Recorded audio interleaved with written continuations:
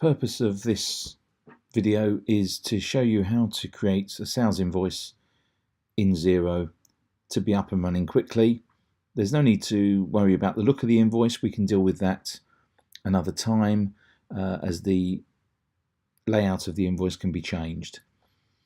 So I'm at the main Xero screen, having logged in, and the menu items at the top, the one labelled business, can be selected, and that gives you access to various data entry routines in the system, and the very first one is invoices. Within invoices we have a sub menu here. We can create a new invoice, credit note and so on. I'm just going to click on new invoice. The to field is for our customer details. The customer does not need to be there already, so I'm going to create an invoice to Mr. Smith.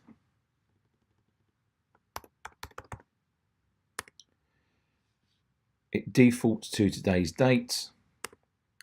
I'm going to set a due date 7 days forward. The invoice number is sequential and will run on from the last invoice entered. If your client regards or needs their own reference, that can be entered as well. And the branding is all about the look and feel of the invoice, which I will cover separately.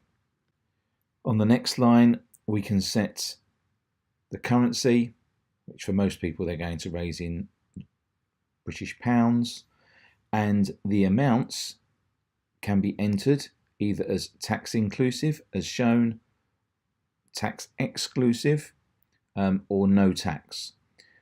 For most businesses that are selling, they're probably selling with exclusive prices and adding VAT to them, so I'm going to select the tax exclusive.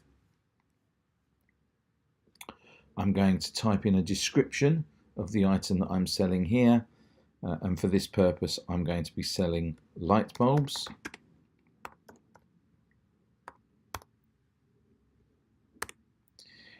You can then enter a quantity, so it may well be that I'm not selling a product, I might be selling a service, in which case I would just enter 1 in the quantity.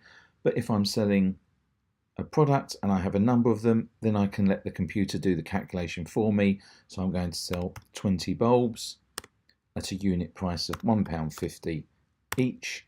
I have the option of putting discounts in, and the system has automatically selected the first sales code for me, but I can change that if I desire, and here there are 3 sales codes in the default, so I'm just going to accept the default of sales. That is all part of the setup, and we can cover that in a separate tutorial. And as you can see, it has automatically completed the amount and added the VAT. Now I might be selling some other items, in which case I can put this on the next line.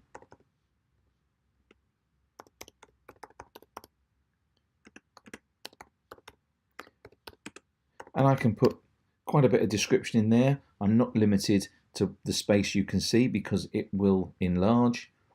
I'm going to sell 20 of those at £5 each. And again, it's totaling the invoice as we go.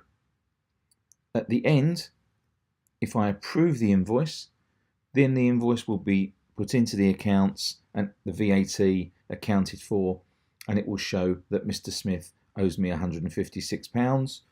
Alternatively, I can save this as a draft, or I can save it for approval later. For most small businesses, they'll approve it straight away. You can still amend the invoice. So I'm going to click approve, and the invoice has now been approved and posted to the account system. It really is that easy.